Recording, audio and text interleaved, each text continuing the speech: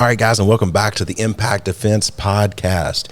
It is, again, just me and Jada. I feel like we've had a lot of these lately. I do too. But they usually go fairly well. Yeah. It turns into rambling, but it's fine. Well, yeah, but it's always turned into rambling with us, so, there's that. So we're going to continue talking about vehicle security, and today talking more about, like, breakdowns and different things like that.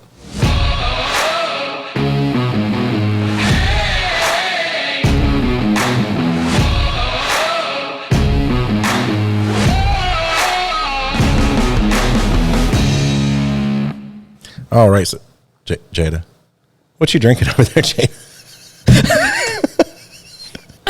As the intro plays, I look over and Jada's just like got her mug there.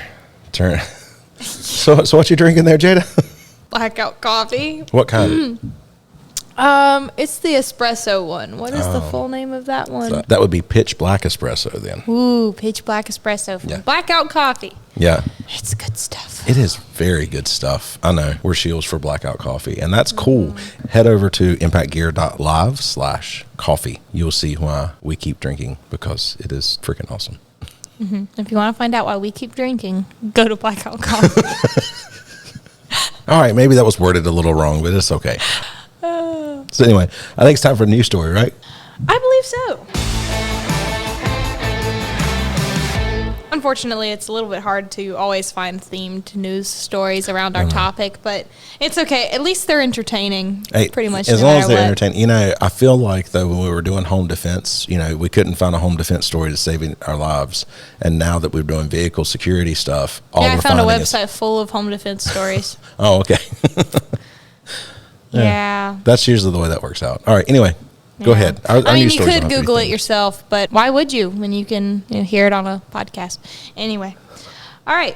Once again, it's a personal story, so it doesn't have a whole lot of background information. This says, my mom had recently been making a lot of brownies. On this day, she made a particular batch that was greater than any of the brownies she had made before. We ate a few, but for some reason we didn't finish them, and we left them out on the kitchen stove.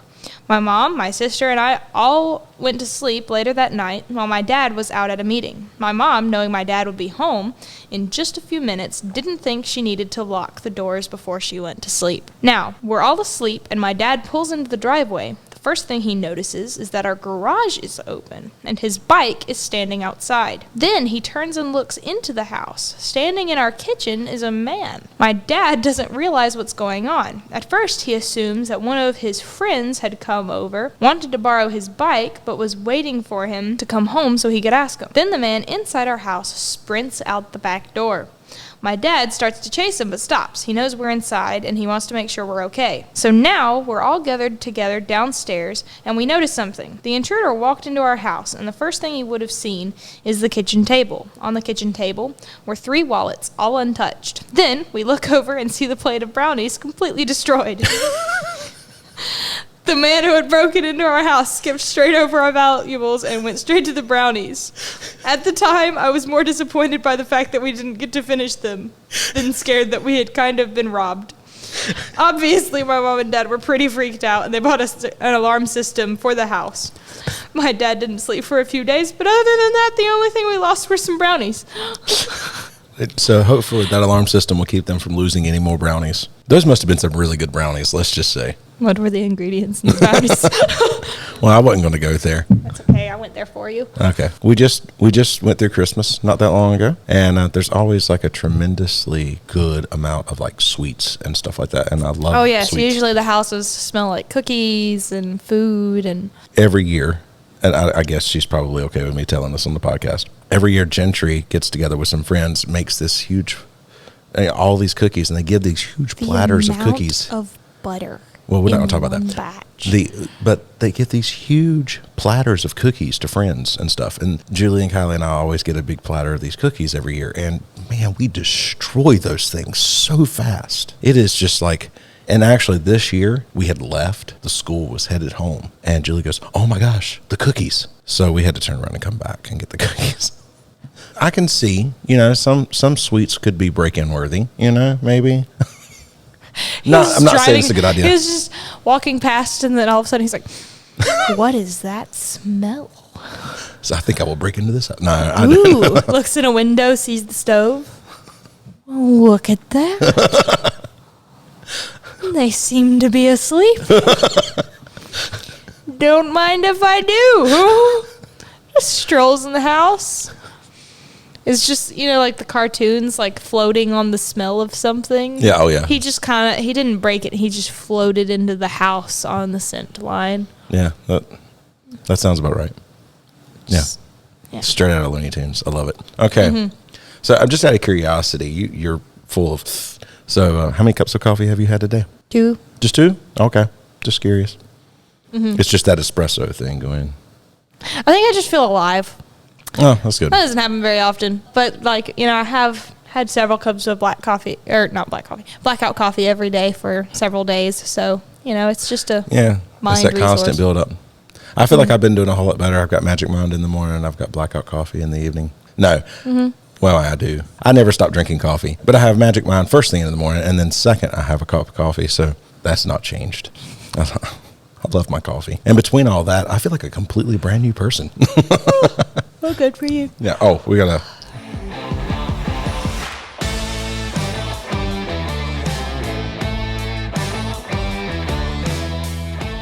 Okay, so we are going to get right into this today. We're going to look at the possibility of like breakdowns and stuff like that when you're on the highway. So when you're experiencing a mental breakdown. No. Oh, vehicle breakdown. We're on vehicle security.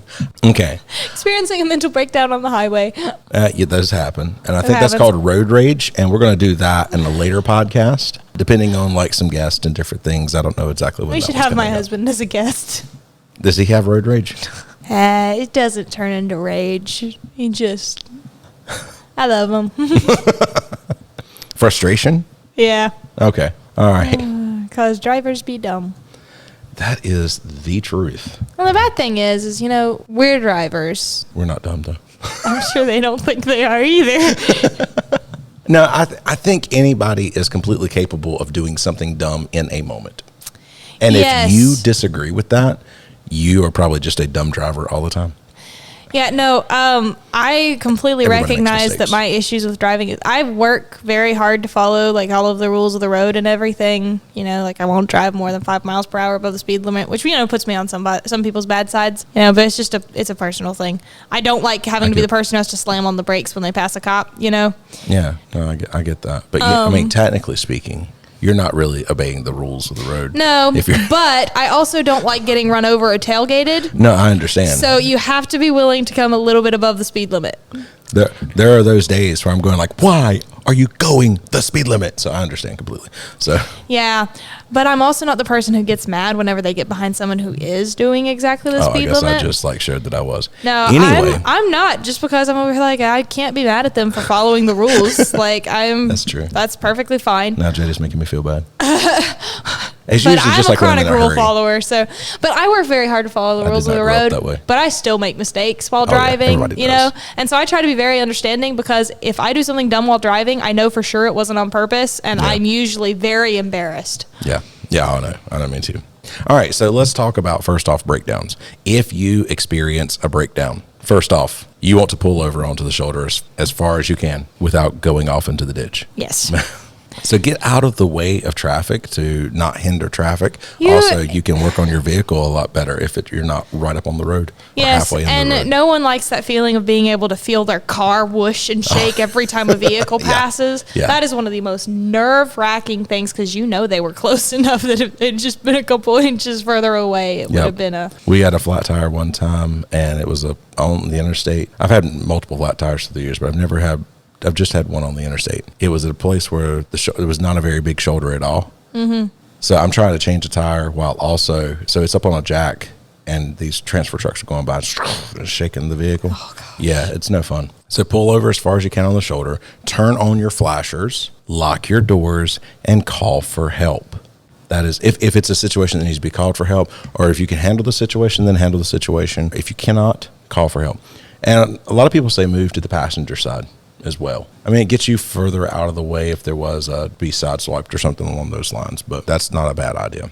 Anything you would like to add And to it's that? not a bad idea that if it's going to be something, like if you walk out and you check and it's going to be something that takes a little bit longer to fix, even if you know how to fix it yourself, it's still a good idea that if you're close enough to somebody you know, just to call them and ask them to come and be there while you do it. Yeah. There's no shame in asking for some help whenever the alternative is being alone on the side of the highway at a bad time for a very long period of time. Yeah, it's good also just to have a spotter. You know, Yeah. an extra set of Hey, eyes. that truck lost its brakes and it's about to lose control and run into us. We should probably move out of the way. Yeah, stuff like that. I've heard a lot of times where people say you should have an emergency breakdown kit in your vehicle. Sometimes people go through the types of things you need to have in there. Sometimes they don't. So we just want to make sure that we also kind of go over the things that you should have in an emergency breakdown kit in your vehicle. I have no idea if they still have them, but there for a while, my parents had getting home kits in their vehicle. Like just in case like something really bad happened, you know, and they needed to be able to get home without a vehicle. They had going home kits. And my mom insisted that hers include toilet paper. All right. I'm pretty sure if the world ended, she would hoard all the toilet paper she could find. After 2020, I started buying it more frequently. You know, it was funny because when all that crap started, I looked around and I was like, oh, we needed to go get toilet paper. No joke. We were in need of it and we just hadn't gone and got it yet. And when I stepped out, I was like, why is there no toilet paper out here? And, you know, everybody was buying toilet paper like crazy. And people like me who's just like, oh, yeah. I ran out. Or we were like down to our last roll. So it's stupid. Anyway. It's funny. You'd think the normal flu would be what got people to buy lots of toilet paper. Or stomach flu season. All right. But instead it was COVID, which is pretty much upper respiratory there for 2020 at least. Yeah. All right. Emergency breakdown kit in your vehicle. Let's not bring back memories of COVID. First aid kit. You need a first aid kit. Bumps, bruises, anything along those lines. You're working on something in your vehicle and all of a sudden you bust your Butterfly knuckle. bandages. Yeah. You bust your knuckle. You're going to have blood everywhere. You need to be able to clean that up and bandage it up. Jumper cables. Super important. Yes. I am amazed at the amount of people that go around without jumper cables. Yeah, and I feel like it's becoming more and more common. To go around without them? Yeah. Yeah. And like we get asked all the time in Walmart or whatever, like the Walmart parking lot, someone go up, it's like, hey, do you have jumper cables? Yeah. Everybody knows they need them, but people don't carry them. That's the truth. But thankfully, you know, a lot of the time you're in a place where you could bum them off somebody, but sometimes you're not. Like on the side of a highway, that's a lot harder to find somebody with jumper cables. Yeah, I know. You better have a friend you can call. Yep. Sorry, my head turned away from the mic there when I said that. You were looking for a friend. Hello. Anyway, a jack. I bought a vehicle, and I bought this vehicle back in 2016 or something like that. It was a used Jeep. We drove it around for a while. I looked at all kinds of things. I looked at the spare tire. I looked at all kinds of stuff. You know what that vehicle did not have that I did not realize for probably a year? It did not have a jack in there. And I don't know how I missed that. But like I had gone away. A lot of times now it's like it's not something you think about as much because they're usually in an non-visible compartment. And yeah, but it's funny because I went away. Me and my brother and another friend, we went to go camp off a couple hours away, and I was like, you know what? If I get stuck on the side of the road with a flat tire, I want to make sure that I have like I hate those little jacks that come in vehicles most of the time. So I had one of these floor jacks that I just threw in there because I thought it'd just make it quicker and easier. My dad used to just carry one of those in the back of No, I'm not talking about, Suburban. Yeah, I do. One of the big floor, but not the really big one, but the travel ones. Oh, no. He put the full-size one in there. Oh, yeah. So anyway, we took that out. Well, ended up, because we were camping out in the middle of the woods, we were driving up in these trails. Well, we busted a tire. We got everything out. We changed the tire. It was no time because it was like 3 dudes. So we had this tire changed in no time and put it all back. Come to find out later, it's like, holy crap, there was no actual jack in here. If I hadn't thrown that jack in there, we'd have been so screwed. Ooh. So, yeah. But anyway, can we have a jack tree in branches? Yeah. Here, you guys lift. I'm going to shove it under. I don't know if we'd have been picking up a Jeep like that. All right. Flashlight. I think flashlight's super important. I carry one on myself all the time. It's just the normal thing that I do, so it's not as big of a deal. You want to make sure you have an emergency kit or with you something. A blanket. Now, I especially say a blanket because I think it was last year that there was this huge breakdown big pile up on the interstate here in North Carolina that people were stuck on the interstate for like 5 hours in the wintertime. And if it hadn't been for the fact of people just being able to run their vehicle the whole time, they said it was so cold, people were froze to death in the amount of time that they were stuck out there and couldn't get out. Blankets are great ideas. Especially if it's like an electrical issue in your car. Yeah. If you're in an electric vehicle too, I mean, I didn't even think about that, but if you're in an electric vehicle, you can't just let that thing run forever and run the heater. Or if you're almost out of gas, you can't just let that thing run forever because you're going to run out of gas. Even if you just had battery issues. Yeah. Those little warning triangles, the little reflective little triangles that you throw out there that stand up. I feel like it would be a good idea to just keep some pocket warmers in your car too. Yeah, that may not be a bad idea either. Because that would be good to throw in with the blanket, you know? A fire extinguisher. I have had the actual situation of being in a vehicle. I got a truck. It was an older truck. My father and Ford? Yeah, I wasn't going to do that. Of course it was a Ford. I wasn't going to do that, but yeah. My father and I was taking something somewhere. As I pull out, my dad looks at us, I think somebody's burning something around here. And then we look down, and all of a sudden there's smoke rolling out of the vents inside the vehicle. It's like, oh, holy crap, the truck's on fire. So, yeah, fire extinguishers, they are good things to have. At least you didn't have to worry about freezing to death. That's true. It was wintertime, so, you know. Stay nice and toasty. A phone charger. And I admit that this is something else that I have kind of fallen on the wayside of. And I don't keep phone chargers in my vehicle like I used to. I used to keep them in the vehicle all the time. I don't know why, but I just never think to have one in there anymore. Keep a charging brick that's charged. Yeah, that's also another option. Once again, if you're having an electrical issue, your phone charger doesn't do you any good. True. And another thing that I fell on immensely is non-perishable snacks and water. Number one, if water or something to drink is in my vehicle, some jerky. I will probably, I will probably be drinking the water because I'm constantly drinking something. I'm drinking coffee. I'm drinking water. I'm drinking green tea. I'm drinking Pepsis. Something. Yeah. I feel like I'm just constantly drinking My something. husband and I did that trip back in December, you know, for that air softing event that he wanted to go to. And his first condition, you know, it was about a week in advance. He goes, it's coming up really fast. He goes, we need to go to the store and get the beef jerky. Not just, we should get some beef jerky. It was, we need to go to the store and get the beef jerky. Yes. Like, it is assumed we are going to have jerky. We need to have the jerky for the airsoft event. He loves beef jerky. Beef jerky is good. I think his two favorite ones are like the hot and spicy barbecue, or sweet and spicy barbecue, and then the honey barbecue. My brother has found this like Korean barbecue pork jerky. Holy crap, that stuff is awesome. I'll have to recommend it to him or put it in a stock. Well, put it in a stocking next year. He gets it at Costco. It's these huge freaking packs. I don't know where else he would find them. I don't know. But like, he gets me this huge pack, and I have it eaten in no time if I don't calm down. You know, like restrain myself. Oh, no, you can just sit there and eat an entire bag of beef jerky. It doesn't matter how big the bag is. If the bag is there, you just kind of eat until it's gone. Yeah. All right, you might want to consider roadside assistance of some type, AAA, something out there. Is it bad that I can't really think of another one on the spot that's not AAA? I'm trying. But I get all of those letters from AAA. Yeah. I think there's like OnStar or something like that for certain vehicles. And yeah. there's different, but there's just roadside assistance service might help. It might be a good idea, especially if you travel a lot, especially if you drive around a lot, especially if you end up in areas where you don't have family or friends around. Yeah. You know, see, that's the thing is. And don't have skills. I don't have AAA or anything like that. But I also don't really. Can you change a tire? I do know how to do that. Okay. Well, see, that's one of the big things I think is if you don't have the skills to do it, then absolutely you need. Now it would take me forever. But I do know how to do it. Get your 120-pound self to break loose. You can jump up and down on that little the tire iron. Yeah, I would probably have to use like the top of the car as a push off and like push up while my feet are pushing down on the iron. You know, but I mean, I could eventually do it.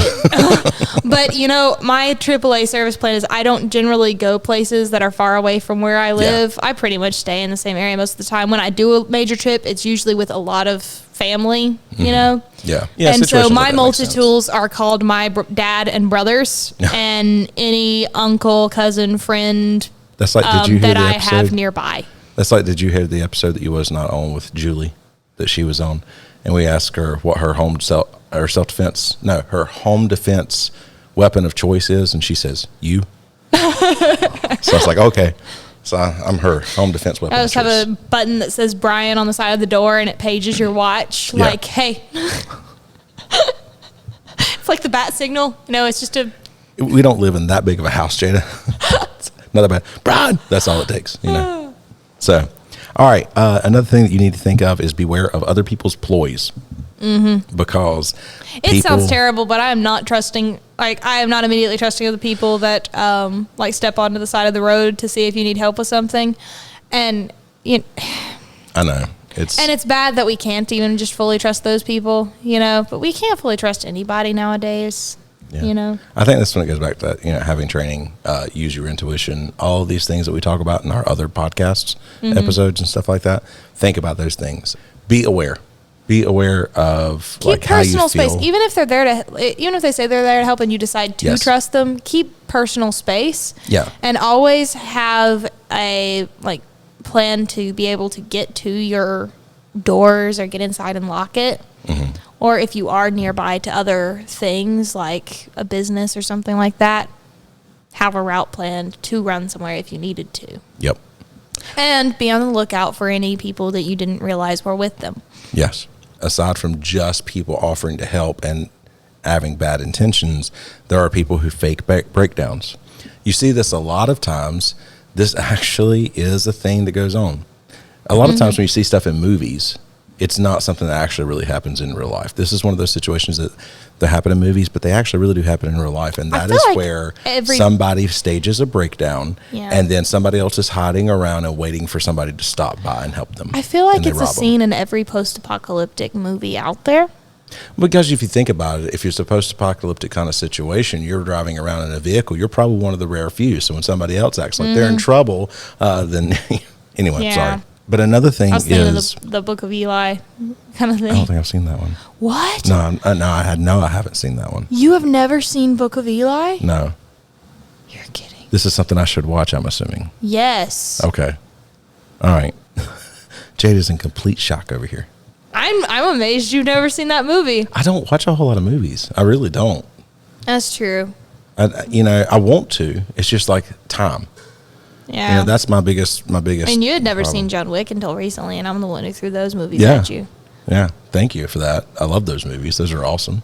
Yeah, well, that's just what Cody and I do, whenever we're chilling at the house. Let's watch this dude murder a whole lot of people. It's the coolest thing ever. Not watch John Wick over and over again. But we do, okay, so you're talking about watching movies. Yeah, we chill and watch a movie. Okay. I just thought you meant just like... Well, we're both fairly introverted, and we don't feel the need to talk about a whole bunch of unnecessary things. Yeah. And so, it's just like, do you want to watch something? And so he'll be sitting there working on his airsoft gun, and I'll be sitting there making something, and we'll just have a movie playing.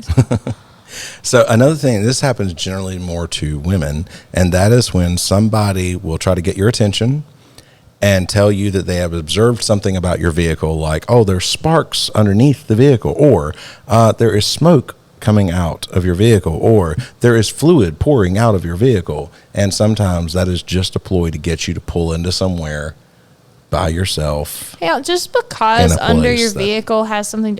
This is for the ladies out there, mostly. I'm sure there are some guys who don't know this either. If just because there's something coming out of the bottom of your vehicle doesn't mean it's something important. Well, and especially in the summer, like air conditioning runoff. But sometimes, that's true. But sometimes it is just completely made up, just trying to get you to stop. That's very true. And that's kind of what people are trying to warn people about. It's just trying to get people to stop. I say immediately check your gauges. Look at your. That's why it's important look at your temperature to know. Gauge. Look at your water. Your oil gauge. All that kind of stuff, and check and see if there's anything. Whatever. That's why it's important to know basic vehicle things. Yes. You don't have to be an expert on how to fix every problem on your vehicle, but you do need to know kind of the basics. Yep. So moving on. And when all else fails, just say, okay, thank you. Sorry. Just when all else fails, say, okay, thank you for pointing that out. Yeah. And then step into your vehicle and lock it. Well, this is like talking about... And then you can call somebody that you would trust. This is mainly talking about people driving down the road, and somebody would roll a window down and try to get your attention and tell you things to get you to pull. You've not heard of this? No. No. Okay. So This would be talking about, in most cases, like this happens a lot, usually in isolated areas. I was and thinking if you're like, driving like down, in a parking lot. No. And you're driving down the road, somebody will pull up beside you, roll their window down, try to get your attention, and then tell you that there's something wrong with your vehicle to get you to pull over in an isolated area and stop. That is the thing that they're talking about. Okay. Yeah, that's more of the idea here, is to do that. So now I'm glad you kept talking, so we could like fully explain this. Because people have done this. They'll do this to get you in an isolated area and then do whatever they're going to do after that. Yep. That's what I'm saying. Look down at your gauges. Like, look at your temperature gauge. Look at your oil gauge. Check all these things. And that's also what your warning lights are for. Normal, yes. If everything looks normal, wave them off. Drive to somewhere where there is public. There's people around. Don't stop in an isolated area.